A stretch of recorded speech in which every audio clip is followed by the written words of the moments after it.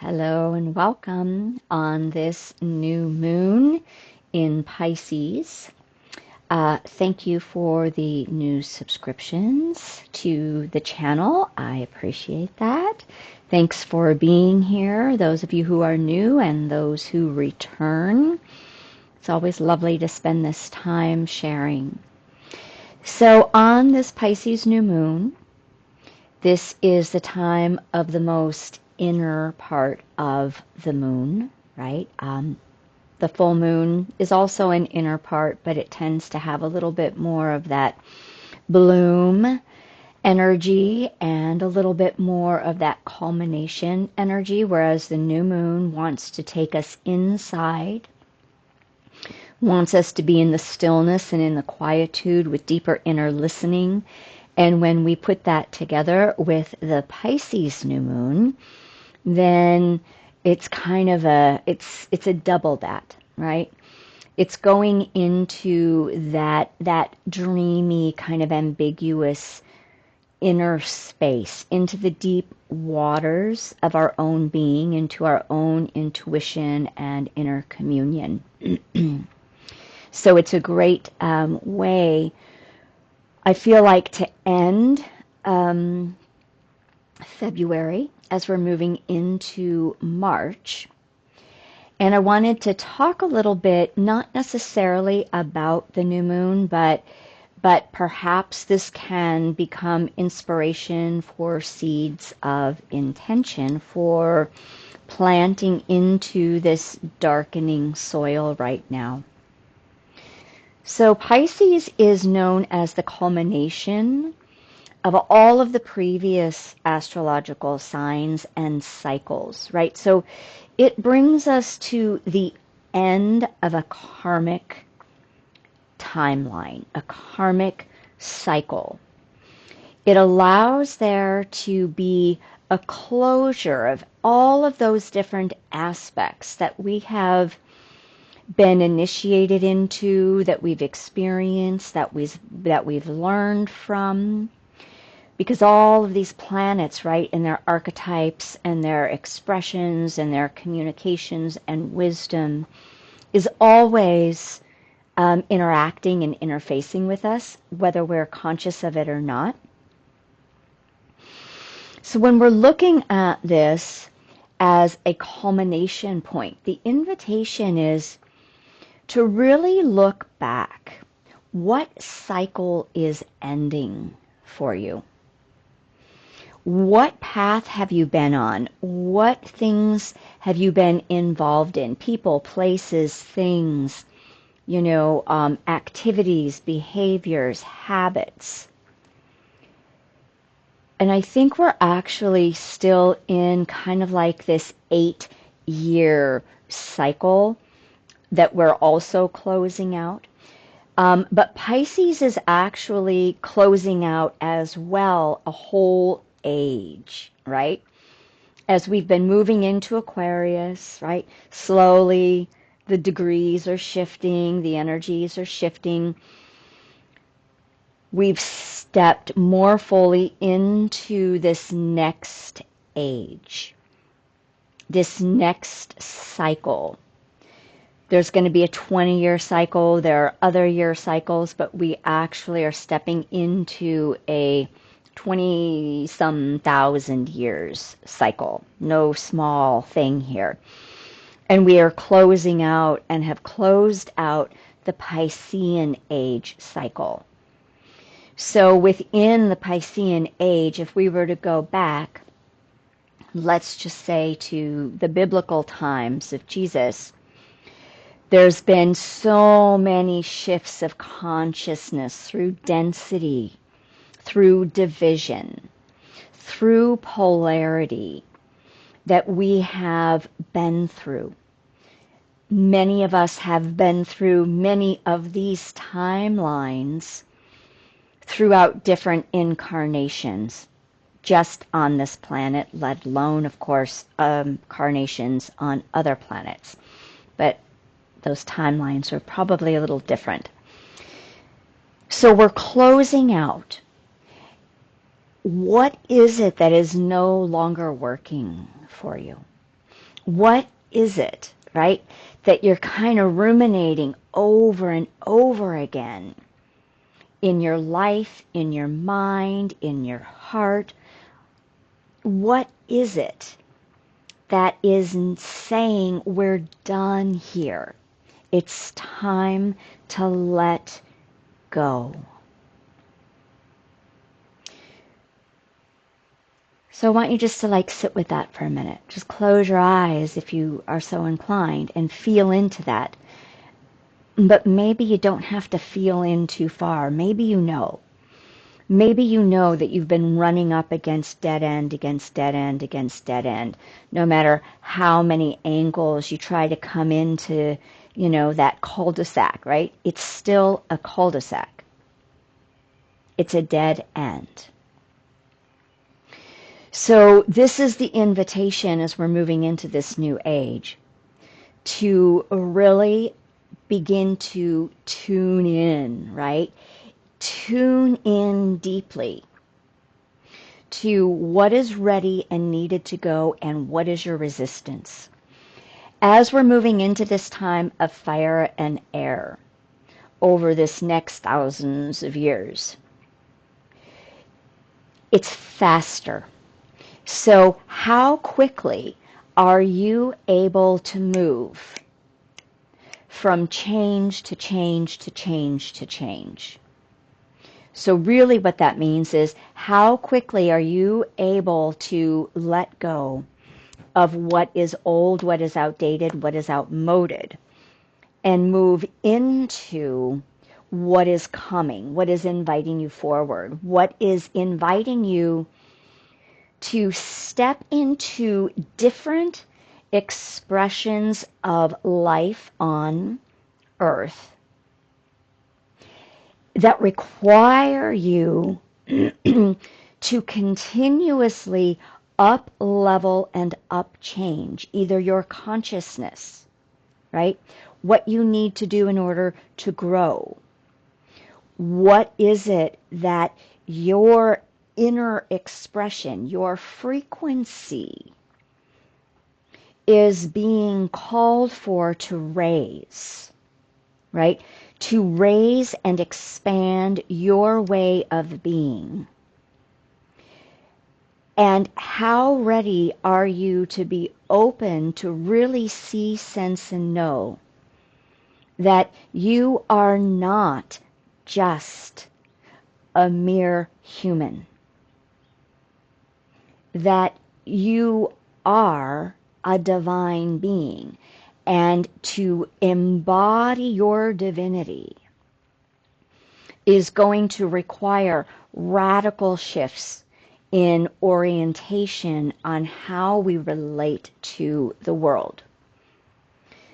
So everybody who's on here, particularly if you return, if you've subscribed to the channel either recently or years ago when the channel was active and then it went quiet for a while, and then I activated it again, this last year. You're here because you're somehow on the path, right? You're on the awakening journey. You are on the ascension journey. Awakening, ascension, Kundalini awakening, right? It doesn't matter what we call it. We're on it. And you're here because you're not only on it because all of humanity is on it, but you're on it consciously. You know you're awakening. You want to be awakening. You want to be doing this, right? And yet, we often get to these plateaus where we think we kind of have it down somehow, right? We think things are good. I'm having experiences. I'm feeling happier. I'm feeling dialed in. This must be it. And what I want to share is that there is not an it. There isn't an end. But we can pause for a moment, and if we pause too long, we begin to think that this is it, like we've hit a glass ceiling. There is no glass ceiling. And that's what this new age is coming in to let us know, with passion, with fire, with quickness. And it's calling on us to be really open, to be really ready to receive our divinity. But in order to do this, we have to let go of what is not the qualities of the divine. The divine qualities are octaves above, let's say, for instance, my happiness. I might feel content, which is a beautiful place to be. I might feel happy, which is another beautiful place to be. But contentment and happiness is subject to the polar swings and is still subject to a developmental stage that has not hit a higher bandwidth of divine love and divine neutrality.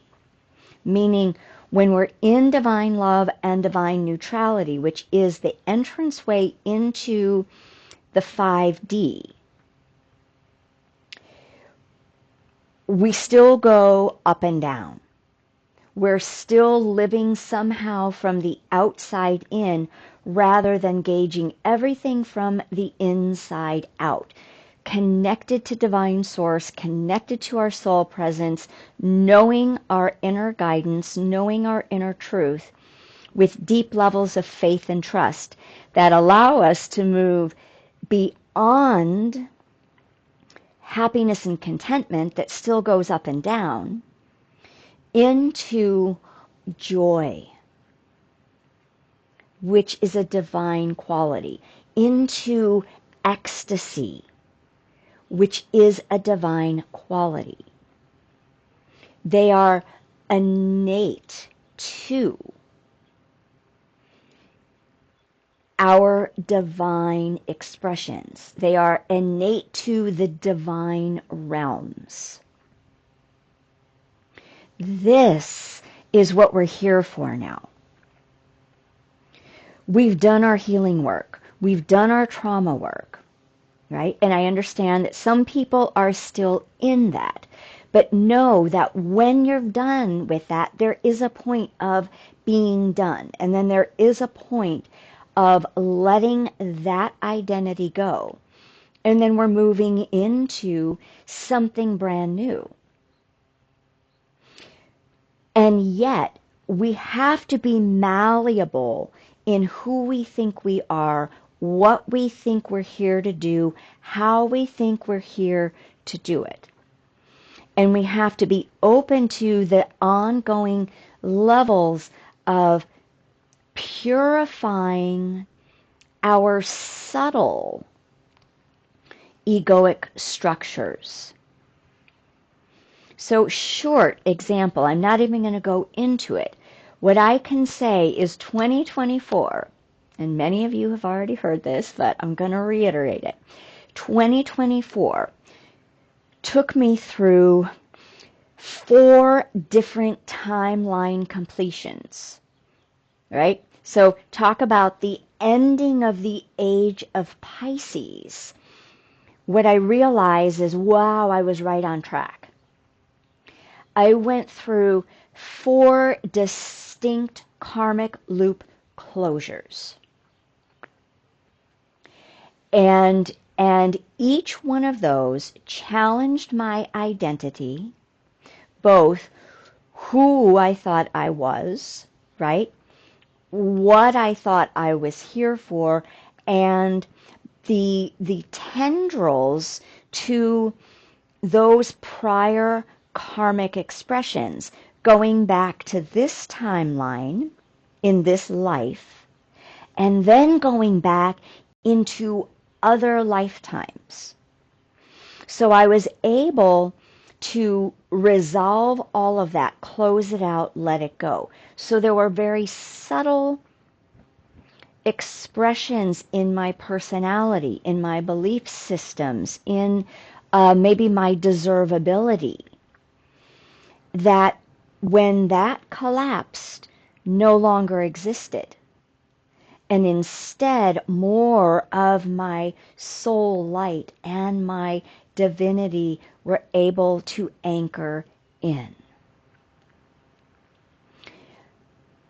Now, at the start of 2025, I'm actually going through yet another one. And this is literally closing out well, actually longer, but we'll say a 25-year cycle. Everything that well, we're going to go back to probably 1998 when I first started teaching jazzercise.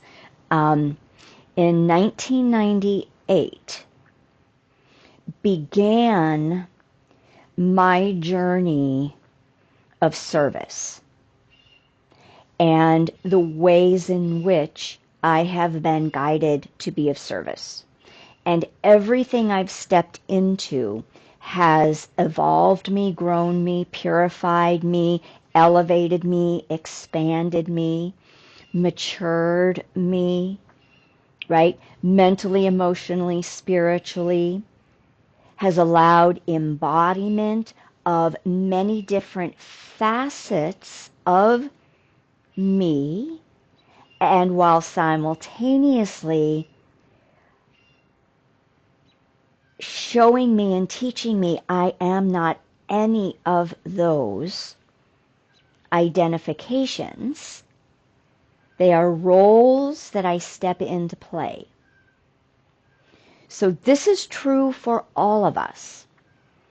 And now this entire focus and how I've thought that I'm here to be of service, what that looks like, is now being stripped away, and it has been being stripped away for the last couple months, and it just keeps getting like more boggling to my brain, right? When I'm stepping into, it's kind of like what you didn't see coming. You know, I love, I have like a couple tarot readers that I love their stuff, and so I pop on every now and then.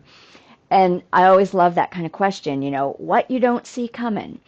And is all I've had to say for these past few months is, wow, what did I not see coming? What in no way, shape, or form makes sense to me logically? And yet, on a soul level, the perfection of what is rolling out is 100% appropriate. So I'm illustrating this because particularly as we move into 2025, if you are deeply dedicated and devoted, and if your blueprint is one of dedication and devotion to your trajectory, this may not be everybody's blueprint, but you'll know it if you are, because you know the propulsion and compulsion to awaken. And you'll know that that is, say, one of the top 3 important things in your entire existence, because your soul is already driving the train, right? It's already managing and operating the sacred vessel and vehicle, which is our body, which is our heart, right? Which is our evolving, expanding, higher consciousness and divinity. So the invitation is going to be, how quickly can you let go and not need to know the why or the full story or the answers? How how can you let go and continue to trust that life, that the divine, that your soul is guiding you perfectly? There's that scene in Indiana Jones, and I don't remember which movie it is, where he's standing on that cliff, right? And this sort of is like the Fool card in tarot. He's standing, I think he's like in this big cavern or something, and you look down and it's endless pit, right? It's death is what he's saying, like, whoa, that's instant death. But he's standing on that precipice, and the instructions are, to get to the other side, you have to step, and the bridge will materialize, right? But you have to take that leap. You have to take that chance with a deep level of faith and trust that what is being let go, because most likely it has already stopped working, because there's something new waiting for you to step into. And we don't get to know really what that is until we're there. We can fantasize about it. We can, we can hypothesize about it. But the reality is we're not going to know until we are living it. So the way that I talk about this is that we are now walking our divinity, which is also our highest self-expressions. We are walking them down onto this plane. So embodiment is key. We have to have our vessel and container solid enough and strong enough to hold these light frequencies and to walk them down onto this earth and become our divinity. It doesn't happen overnight, right? So we don't have to stress about getting it right, or, oh my gosh, am I totally divine yet? Like, none of that.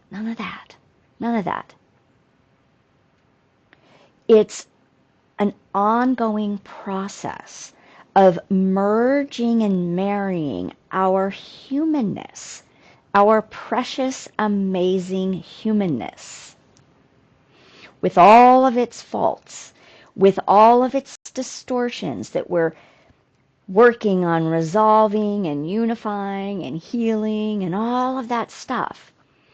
Our humanness is amazing.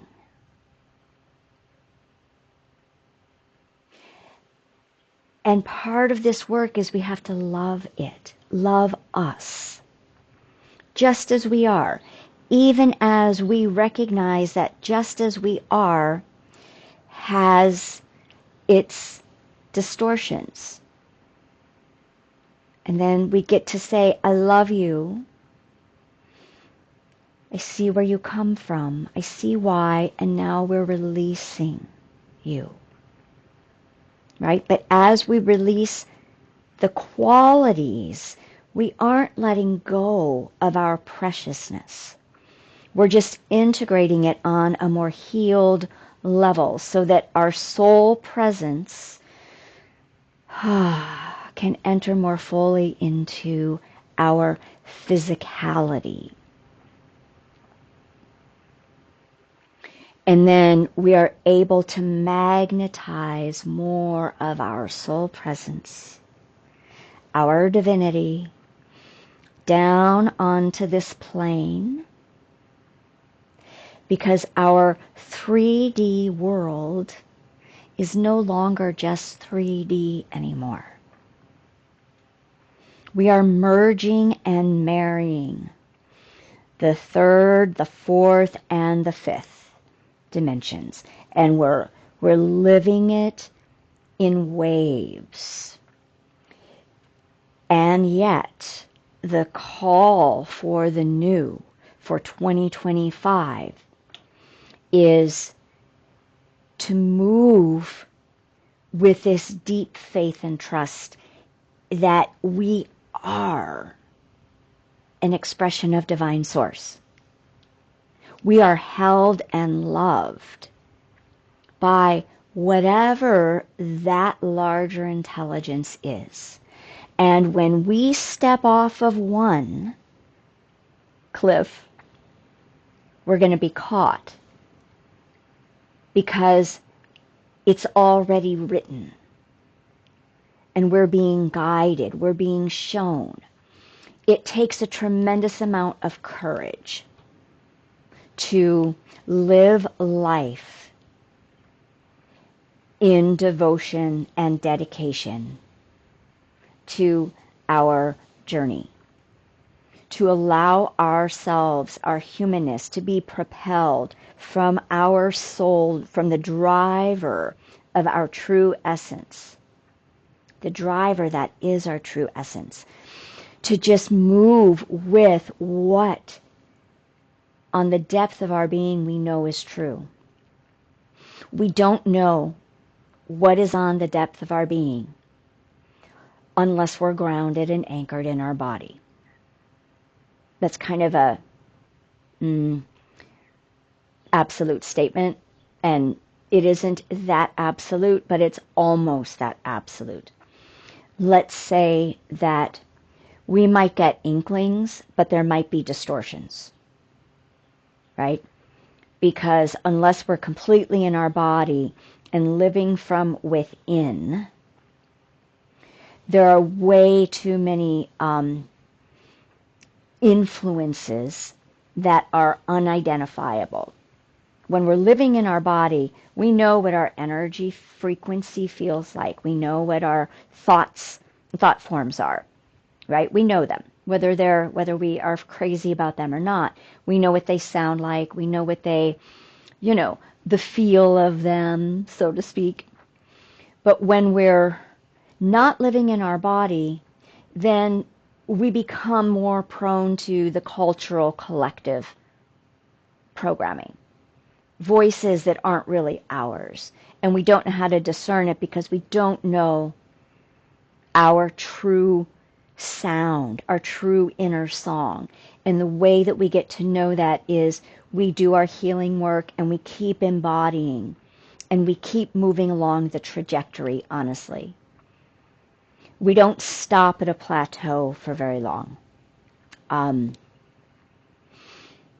So with that, right, it's bringing in these next levels of faith and trust and being willing to let go of old behaviors and taking the next steps of what would my highest expression do right now. And it can be super simple. For years I had, probably, 4 or 5 years when I was going through the intense initiations of my inner union experience. I mean, I'm still in it, but it's the intense initiations.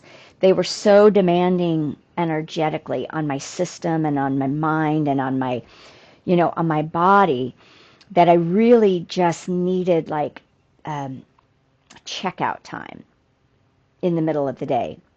And this was in between, doing energy work and working with clients. And so I was working all the time. And so I would give myself like a 2-hour break in the middle of the day, eat my dinner, I'd sit with my dog, and I would watch something light and fun and, kind of empty, really. And then I got in this habit of that. It served its purpose for a while. And then when I didn't actually need it anymore, I was still in habit. And I started being able to tell this doesn't feel good, but I really just want to watch a movie, right? So my humanness just wanted to watch the movie. But my deeper soul presence was like, okay, we're done with this now, right? We're done with this. So there were many ways that it was coming in to try to get me to move. And it took a little while. And then finally, I started saying, okay, what is my highest self really wanting me to do right now? What is my soul wanting from me? Is it really wanting me to watch this movie? And I felt like almost a repelling to it. And I was like, it doesn't. So then I had to start taking accountability and making different choices. I had to do something different in that time. And that was listen to what my soul presence was wanting from me, which meant sit and eat my food with presence, with silence or calming music, or go sit outside. It took 3 to 4 days, and I was like, oh, this is so much better. Because I came into alignment. I made the choice. And then I did the behavior to come into alignment to my next highest frequency. And then I accessed, with that alignment, another level of freedom and peace. Because I listened, eventually, I accommodated, right, what I was being guided to, and then I acted upon it, and then I reaped the next level of expansion from that. And now, if I choose to watch a movie, I'm actually doing it from choice. And it feels very different, right? So these are that's a very benign example, but we all have these very simple things that we don't always realize are tripping us up, right? They're simple. And they might feel like, oh, I don't want to be uncomfortable. Oh, I want to do what I want to do. Oh, I want to do what I've been doing. But we know it's not working. So we are causing our own distortions. And we're tripping ourselves up. We're staying stuck. We're stagnating our evolution and our energy flow and what's trying to come in. So this is going a little bit longer than I wanted. But I feel like it's an important topic. I feel like this is the call, and it's going to be an ongoing invitation. Are you ready? Are we, as the collective who knows that this is our blueprint, who knows that we're devoted, our heart and our soul is calling for that higher new earth reality, is calling for deeper levels of peace and expansion and connection with nature and love, right? We don't want all of this noise anymore. We want to be the ones who are leading the way in living the new way, to model that as an expression of service. That alone is a huge expression of service. So, are you ready individually? And are you ready to join the we, the collective, who